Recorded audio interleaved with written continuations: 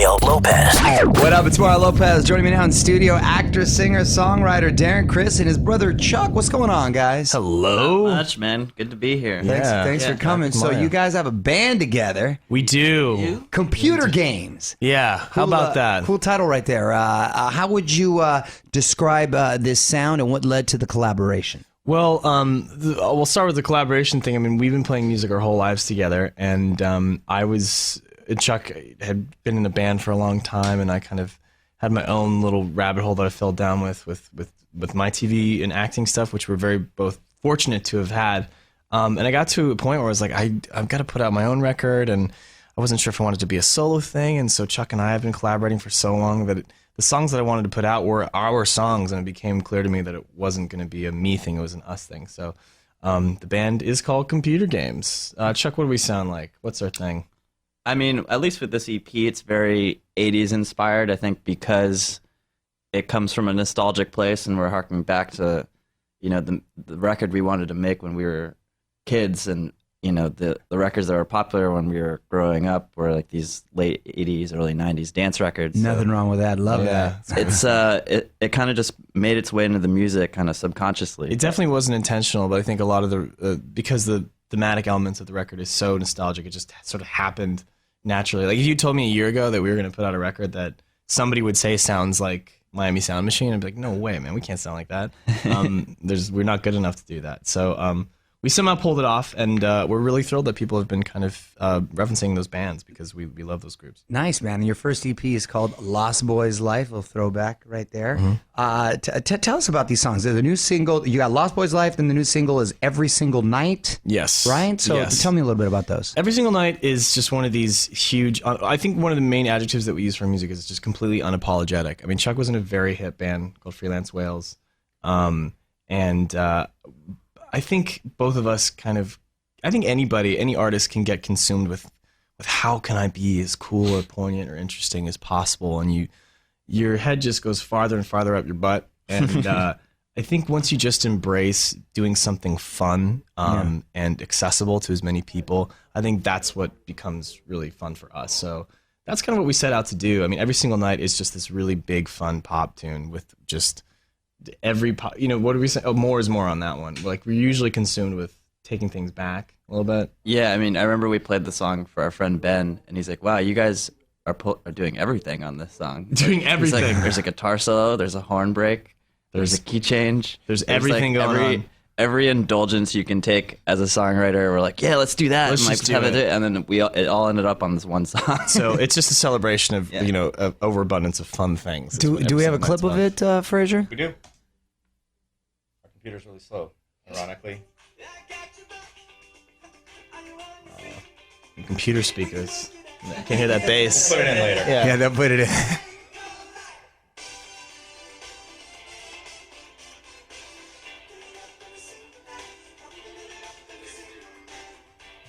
Yeah, I get a little Miami Sound Machine, a little El DeBarge. Yeah, exactly. Yeah, I get that. But nice, man. That's fun. Gloria and Lionel and Phil Collins, all those guys. So. Very cool. Very cool. In the creative process, you guys designate a certain time, like, all right, let's write a song, or is it just sort of like as it comes to you? And yeah, I mean, it's different for everybody. If there was a timetable to creativity, then everybody would be a creative genius. But things just kind of come to you. Chuck started this song off, and he would email to me, and I'd email notes, and I would add that horn part and send it back to him. And that's kind of the cool thing about the digital age, and why our band is called Computer Games. I mean, we have many reasons for it, but the truth is, when we were kids, it was like SimCity, Oregon Trail, and those things evolved into music production. So basically, the music that we're making is quite literally what you just listened to is literally a computer game to us. So, making digital music and being able to email it and email back and add parts and create it. Right. You literally just played computer games. You played a computer game. Right. So, it's just been a fun back and forth for a long time. And the reason why we had to put this music out is just because it seemed long overdue. We wanted the world to hear it. Good for you. Looking forward to checking out the whole thing. And Darren, wanted to talk to you real quick about signing on to season 3 of American Crime Story. I mean, you're playing the Versace serial killer, Andrew Cunanan, which is a fascinating story. It is a fascinating story, yeah. A lot of people don't know the whole story, and I would encourage people not to Google anything. I think there's a lot more to it than people know. Yeah, it's a weird thing to be playing a real person that you know lived and walked on this earth and had family and friends, and so there's a certain responsibility and sensitivity that one must apply to that. But it is exciting nonetheless to be part of such a prestigious project with so many incredible people. So I'm looking forward to it. And Ryan Murphy knows how to pull that together. Obviously, doing an amazing job with the O.J. Simpson story. And it's funny because I specifically remember when this all happened. I think we spoke before. Andrew Cunanan happened to live in my neighborhood. Yeah. My parents actually knew his parents. I was like, what? And then I was in Miami the week before. And his house, which I'm sure you've seen, was literally Versace's house. Versace's house is literally on South Beach. It's on the main literally drag. on the main. Yep. It's so accessible. It's so accessible. It's so. And he used to walk at eerie, the news man. cafe. Yeah, it's like, wow, man, when it happened. So I'm anxious to see. Me too. The backstory and how it comes together. And talk about the cast really quick. I mean, we've got everybody from Ricky Martin to Edgar Ramirez, Penelope Edgar Ramirez, Cruz. yes. That's all we have for now. But you know, if that's our kind of starting lineup, I'm excited to see who comes after that, because it's a big cast. There's a lot of people, and yeah, we go to Miami in a couple weeks, and while I'm looking forward to shooting something in Miami, you know, going to those steps and going to that house, it's gonna be real eerie, man. But I'm glad I'm with good people. That'll be a nice, safe place to Exactly. Looking forward to it. And also, you're a part of this DC TV universe now, playing the villain. Yeah. Music Meister on Supergirl and the Flash. Villain's a stretch. I did this episode a while ago with it was a crossover episode between the Flash and Supergirl, and yeah, that was wacky. So that wasn't a true villain. If your evil power is to make people sing and dance, then I guess we're all villains. Right, Broadway is just crawling with villains out there. Yeah. Your girl Leah Michelle was just here. Yeah. What was up with this night you all spent at Jumbo's? Was that what it was called? Yeah. We probably shouldn't talk about that. Should we talk about that on the air? She also told us to ask you about her spending the night. Oh, wow. This shouldn't be on the air. Slumber parties, the whole deal. She's the one that brought it up. We didn't know about all this. I don't know what she said, but you know, she's good. That's all I'm gonna say. Okay. No, she crashed in the. Shea Criss is a good crash pad for my friends that live on the West Side. I'm trying to make it sound naughty, but it truly wasn't. Yeah. She lives in like the opposite end of the universe from me. So if you're gonna hang out, Where's she live? Oh, shall I give the address on the air? No, but like the east side? She lives west of the West.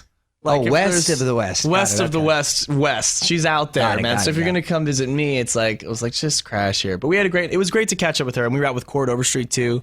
We also have some great music out, who I gotta give a good shout out to. But it was a great catch up night for all of us, and we went out to the bars and had a good old rollicking time. It was nice to let loose after years of not seeing each other.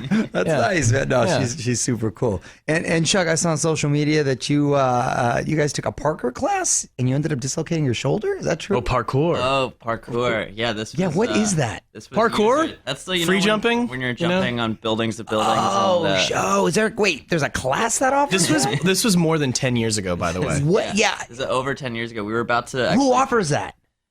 Crazy people. Our local gymnasium was offering the class, and it was like, sure, we can do that. And you know, I think there was something where on the uneven bars that they're, you know, quote unquote, They like made an training us to obstacle do. course, right? Yeah. You And wiped then, out? I just heard my shoulder like crack out of its socket, and then I turned pale. I just remember Chuck And then sitting they there ran- with his arm out of his body and him just being pale white, like delirious. And I go, Chuck, do you want us to put your arm back on your body? And Chuck just goes, yeah, that'd be sick.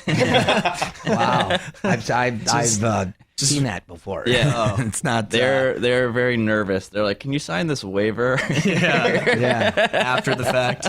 You've chilled on the jumping since then. I haven't done any parkour since. Yeah, Very nice. we've been focusing on the music. Don't It do seems more. parkour, kids. Yeah. Crazy, Yeah. you two. All right, before we let you go, I'll put you on the spot. Quick questions, quick answers. All right. Current song obsession. Oh man, New Lord, I guess. I'm really happy with the New Lord track. What you, Chuck? I'm just listening to a lot of Billy Joel right now. Just Little throwback. Okay. Yeah, no, it's just all Billy Joel right now. First show on your DVR. First show on DVR. Well, I guess it's also DVR synonymous with Netflix queue, right? Yeah. Yeah. So, God, Oh, I'm watching The Crown right now, and it's I was going to say The Crown, great. but I don't. So my girlfriend's in charge of that queue because she watches more than I do and has it all kind of under control. So I think most of the recorded space on my DVR is just all of Vanderpump Rules. Right. That's all. That's all it is. I know, I can that's feel her you. thing. I can't get through it, but she All loves right. it. Least favorite word or saying? Saying. It's funny when people say surreal about things that aren't surreal. Or they Yeah. use ironic when it's not ironic at all. Ironic, yeah. I don't. A jury's out on this one, but people say, "Oh my God, this stuff is so addicting," and I'm like, "Isn't it addictive?" Right. Isn't it? I mean, it is addicting if you're using the transitive verb of what it is doing to you. Right. But if you're describing it, wouldn't it be addictive? I guess they both apply, but for some reason, It's the grammar in general. yeah, I feel you. I they feel both you. work. I prefer addictive. Time travel destination. Oh, I think I would. I know exactly what my answer would be. I would love to see the Beatles. I would go to Hamburg. I would go to that bar. I'd grab a beer. And I'd sit right at the bar and I'd listen to like 18, 19-year-old. Little George intimate Paul, setting Ringo, right John. there. Yeah. Yeah, playing for like their first couple years. That would be a dream. Right. Is this where I'm a jerk? I'm like, well, why wouldn't you just go back and kill Hitler? Or something? Yeah, enjoy the Beatles. Enjoy the Beatles. You could save millions of lives. That's our first poignant answer. Coming back Yeah. with that. We haven't gone that route, but hey, Yeah. good for you. I would try to save as many lives as possible. Well, I just want to have a beer and watch. the course of human history. Give the can't believe captain you of the wasted that Titanic a opportunity. heads up about that iceberg. Don't get on that boat. Don't get that boat. Stay here, hang out. Nice. All right. On that note, the Lost Boys Life EP is available wherever you get music. You can follow them on Twitter at We Play Computers. Darren, Chuck, thanks for stopping by. Thanks guys. for having us, man. It's a lot of fun. On with Mario Lopez.